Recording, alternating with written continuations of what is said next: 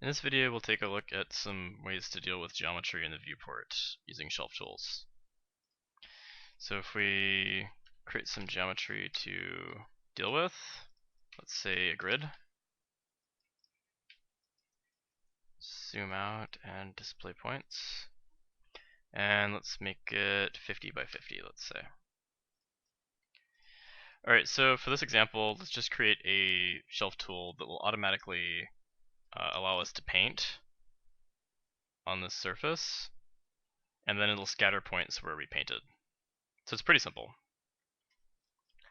Okay, so the first thing we need to do is make our shelf tool. So let's go up here and say new tool, and just say paint points, hit apply. Alright, so the first thing that we'll want to do is we'll want to select some geometry. So let's just get our scene viewer first. So if we do import tool utils, viewer equals tool utils dot scene viewer. Now we can say viewer dot, and the way that we do this is under our select functions, there's this select geometry. If we look at how this works, again we can give it a prompt, so we can specify select points to paint, for example. Let's do that. Select points to paint.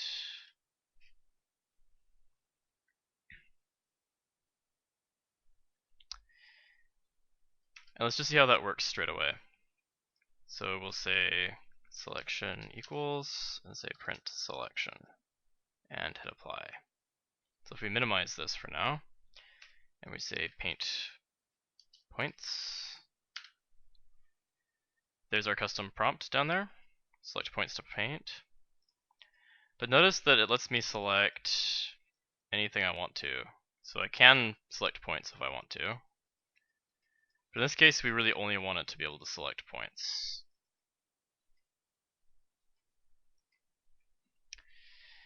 And definitely not lines or vertices either. So how do we do that?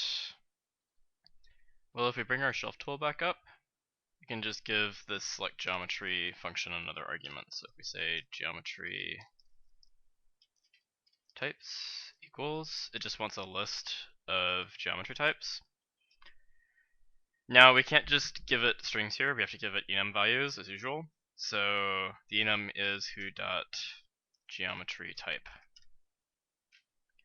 And then in there we have all the different types of geometry that we can select. So in this case we just want points, so let's grab that, and then see what our print selection does.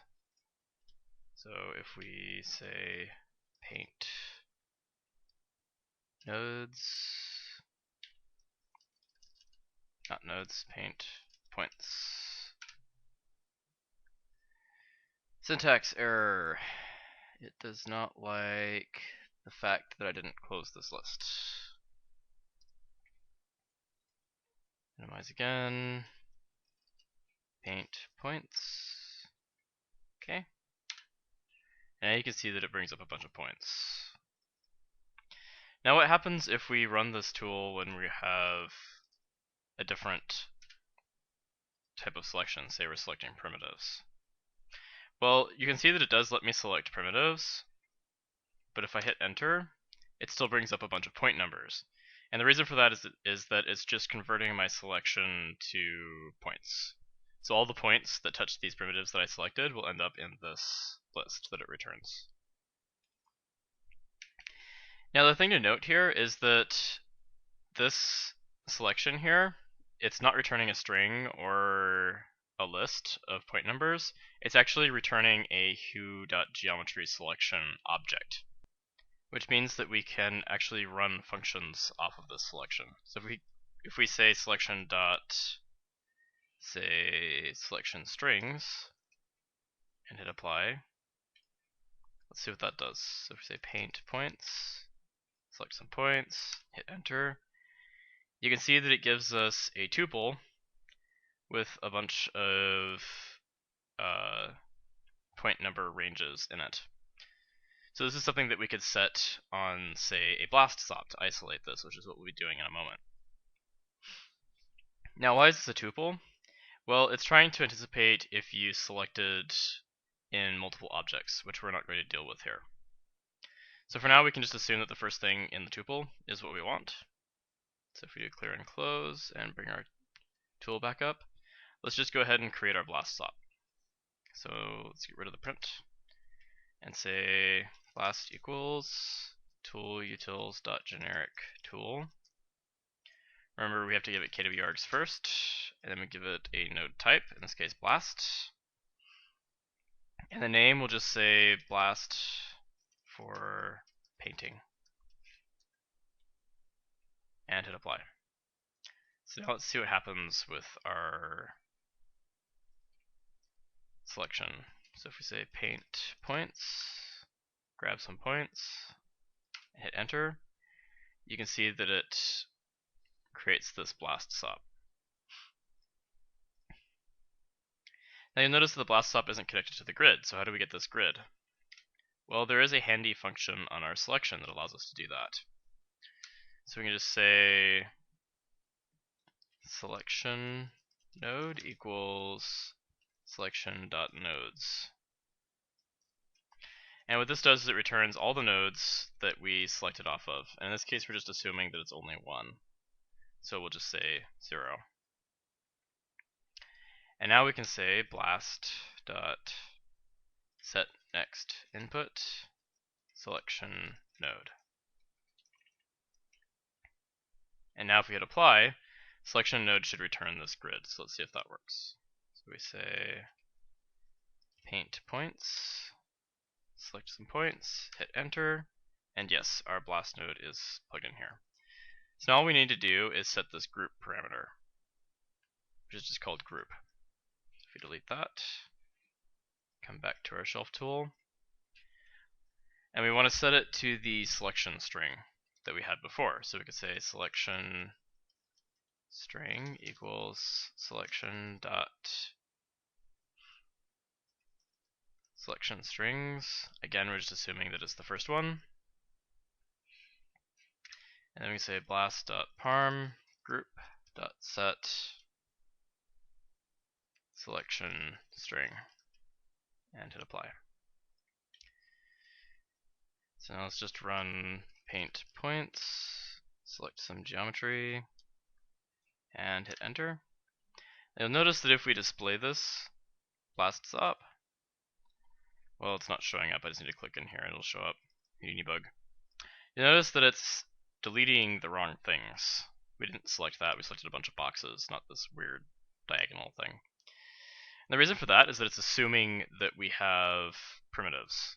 So if we just change group type to points, now it deletes the right things. Okay, so that's group type parameter is called group type, and the value we want to set it to is 0, 1, 2, 3. So if we delete that, let's go back to our tool and do that really fast. So we say blast.parm group type set 3. So let's see if that works. If we minimize and we say paint points, grab some points, hit enter, now it deletes the right things.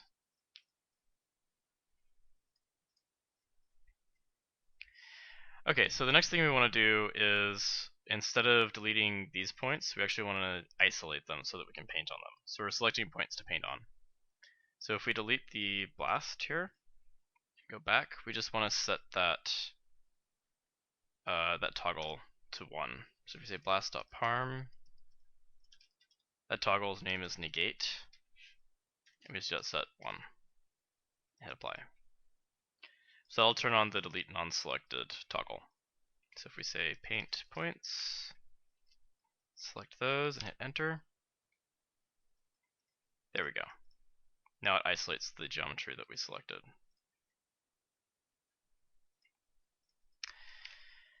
Alright, so the next thing we want to do is create a paint stop. So let's go ahead and do that. We'll say paint equals. Now we could just use tool utils again, but we might as well just create an output node of the blast stop directly. So we can say blast.create output node. And if you remember, we just give it a type first, so we say paint. And the name, so we can say paint on isolated geo, maybe. And then we do want to display the paint stop, so we can say paint.setDisplayFlag true, and paint.setRenderFlag true, and apply. So now our paint points tool, we can grab some large areas and hit enter, and it will actually isolate those points and give us a paint stop. Now notice that even if we select the paint stop, we still can't paint. And we actually have to hit enter, and now we can paint. So it'd be really cool if we could just put down the paint stop and immediately set the viewport to go into the paint stop and let us start painting right away. So just go ahead and delete those nodes and take a look at how to do that. All we have to do is say viewer.enter current node state. And then whatever node is selected, the viewer will enter the mode of that node essentially. So if it's a paint stop, it'll enter the paint stop and let us paint. If it's a transform stop, then it'll let us move things around in the viewport. It really depends on whatever node we have selected. So it stands to reason that we need to make sure the paint node is selected. And the problem is that the blast stop will be selected because generic tool will select it. So what we can do is just say paint.setSelected true. And then if you remember, setSelected has an argument called clear all selected. And if we set that to true, then the paint stop will be the only thing selected, and then the viewer knows exactly what to enter. So if we hit apply, let's see if that works. Paint points, grab a bunch of points, hit enter, and there it is. Can make this maybe red, paint some red on there.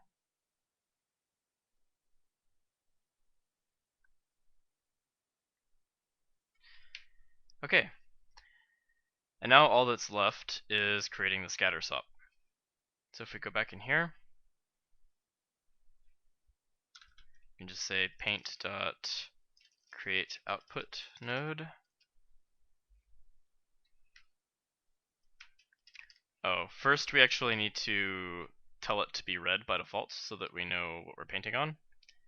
And we'll also need to create a color SOP to make sure that it's black beforehand. So the system that we're trying to create is we want to have a color SOP here with this set to black. And that way when we paint with our paint SOP, it's just red. And that way Houdini doesn't get confused, it can scatter wherever there's red. And then we'll just need to have a scatter node. Put that on there, display it. Notice that it scatters everywhere by default, and that's because we need to give it an alternate attribute, CD. And now it scatters wherever we've painted. We also probably want to change blending algorithm to multiplication of probabilities to make sure that the points are only in that spot. Okay, so in order to create the rest of the setup, what do we need to do? We need to create a color node. We need to set the color R, color G, and color B parameters, or just the color parm tuple to 0, 0, 0. On our paint SOP, we need to set the FG RGB to 1, 0, 0, also a parm tuple, so just FG. And then on the scatter SOP, we need to set the alternate attribute, so just attrib to CD, and the blending algorithm to 1. So I'm just going to leave this up so that we know what we need to do. while we're creating this the rest of this setup.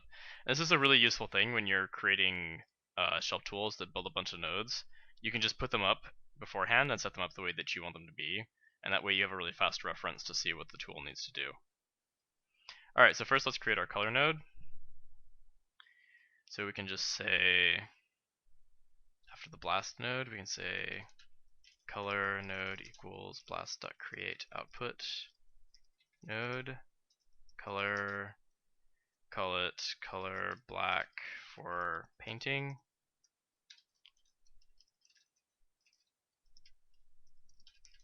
We just set the color parm tuple.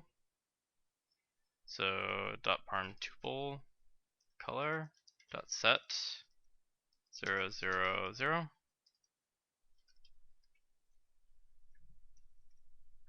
Instead of creating the output node from the blast, it actually needs to be from the color node, so we'll change that. The paint needs to have this parameter set, this FG, so that we paint red by default. So we can say paint.parm tuple fg.set 1, 0, 0, and that'll set that to red. Off of the paint SOP, we need a scatter SOP, so we can say scatter equals paint.create output node scatter. We'll call it scatter points. And then now all we have to do is set alternate attribute. So the attribute parameter, we need to set that to CD.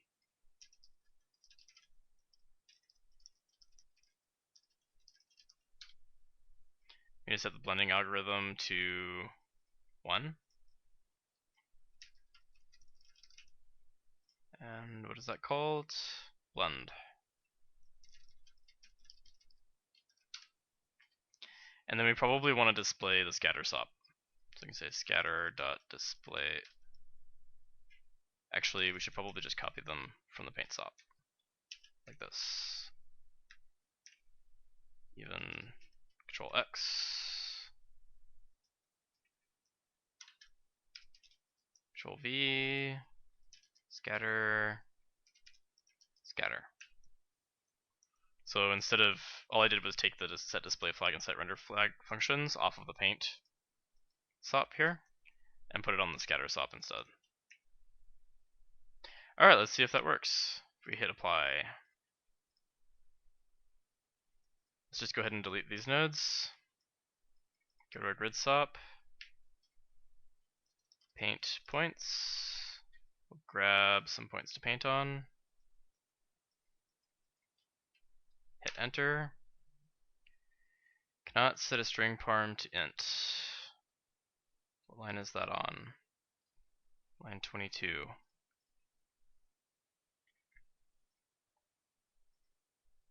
22. Ah, okay, so this blend is actually a string parm. So let's just do what we did before and really quickly go to here and eval this. Now we could just drag this up and then type it out, but we can actually drag parameters directly, so we can drag that in and just say eval and see what that is. So it needs to be set to a string molt. Alright, so if we bring this back up, all we have to do is just say blend set to molt instead, hit apply, delete that, and try again. Points. Now this is just because we already had something selected, and I didn't clear that. So if we go ahead and get rid of that, make sure that we're not selecting anything already, say paint points. Now I can select something new, hit enter, and we can see that I have red by default. I have a bunch of points scattered because everything's black right now, but as soon as I start painting, it paints points where I am.